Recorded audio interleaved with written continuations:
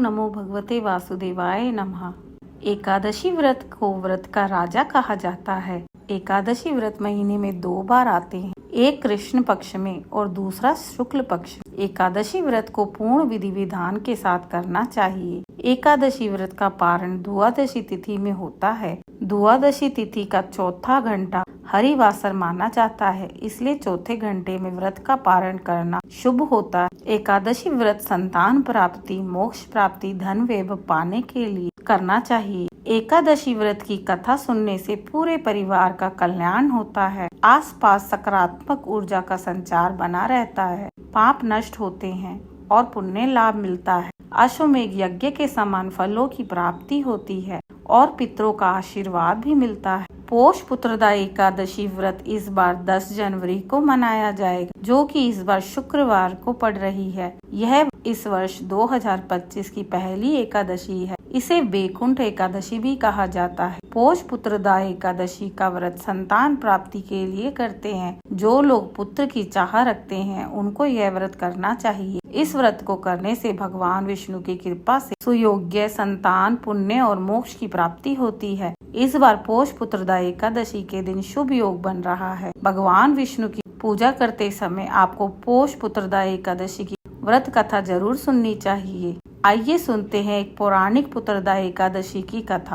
उससे पहले हम जान लें कि पुत्रदा एकादशी का मुहूर्त और पारण का समय क्या है। पोष पुत्रदा एकादशी तिथि का प्रारंभ आज 9 जनवरी दोपहर 12:22 में होगा और इसी के साथ इसका समापन 10 जनवरी सुबह 10:19 पर एकादशी का समापन हो जाएगा। पूजा का मुहूर्त सुबह 7:15 पर है। दोपहर को 2:37 पर शुभ योग बन रहा है। प्रातः काल से दोपहर 2:37 तक शुक्ल योग है। दोपहर 2:37 से पूरे दिन पोष पुत्रदा एकादशी व्रत का पारण समय 11 जनवरी सुबह 7:15 से सुबह 8:21 पर रहेगा।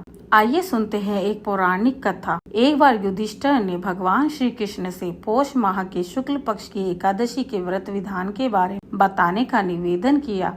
इस पर भगवान श्री कृष्ण ने कहा कि इसे पोष पुत्रदा एकादशी के नाम से जानते हैं और इसे वैकुंठ एकादशी भी कहा जाता है। इस व्रत के पुण्य प्रभाव से व्यक्ति धनवान, ज्ञानवान और तपस्वी बनता है। इसकी कथा कुछ इस प्रकार से है। आओ मैं तुम्हें इस कथा के बारे में बताता हूँ। एक समय की बात है, राजा सुकेतुमान का भद्रावती नगर पर शासन था। राजकुमारी शैव्या से उनकी शादी हुई। उसके जीवन में सुख, समृद्धि, धन और वैभव की कोई कमी नहीं थी। उसकी प्रजा भी खुशहाल थी। राजा सुकेतुमान अपनी प्रजा की देखभाल संतान की तरह करते थे, लेकिन विवाह के काफी समय बाद भी उन्हें कोई संतान का सुख नहीं मिला। उन्होंने काफी उपाय और प्रयास किए, लेकिन कोई पुत्र नहीं हुआ। उसे इस बात की चिंता हमेशा सताती थी। इसके जाने के बाद राज्य का संचालन कौन करेगा? उसका पिंडदान नहीं होगा। इन सब बातों को सुनकर राजा सुकेतुमान और रानी शैव्या दुखी रहते थे।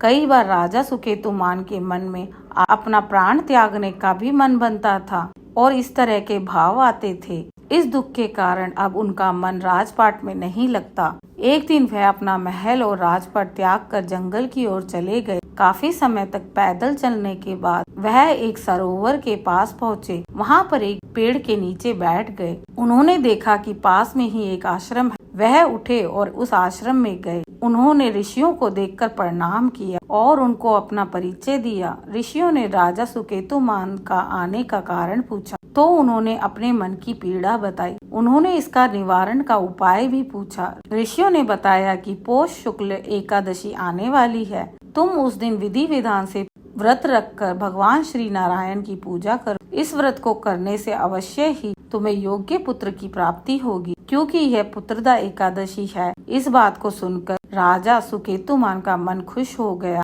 जैसे पल भर में उनके सारे दुखों का अंत हो गया। राजा सुकेतुमान अपने महल वापस आए। पोष शुक्ल एकादशी के दिन उन्होंने व्रत रखा, विधि विधान से भगवान नारायण की पूजा की, ऋषियों के बताए गए नियमों का पालन किया और रात्रि जागरण किया। अगले दिन दान करने के बाद पारण करके व्रत को पूरा किया। कुछ समय बीतने के बाद रानी शैव्या गर्भवती हुई। राजा सुकेतुमान को पुत्र सुख की प्राप्ति हुई। बेटे को पाकर वह काफी खुश हो गए। जो व्यक्ति पुत्रदायी एकादशी का व्रत रखता है उसे संतान की प्राप्ति होती है, वह कभी भी निसंतान नहीं रहता। एकादशी के दिन हरि विष्णु की पूजा की जाती है, उन्हीं के साथ लक्ष्मी माता की पूजा की जाती है। एकादशी के दिन भगवान विष्णु की पूजा की जाती है। एकादशी को हिंदू धर्म में बहुत शुभ और महत्वपूर्ण व्रत माना जाता है। मान्यता है कि इस दिन भगवान विष्णु की पूजा करने से घर में सुख समृद्धि आती है, पापों का अंत होता है।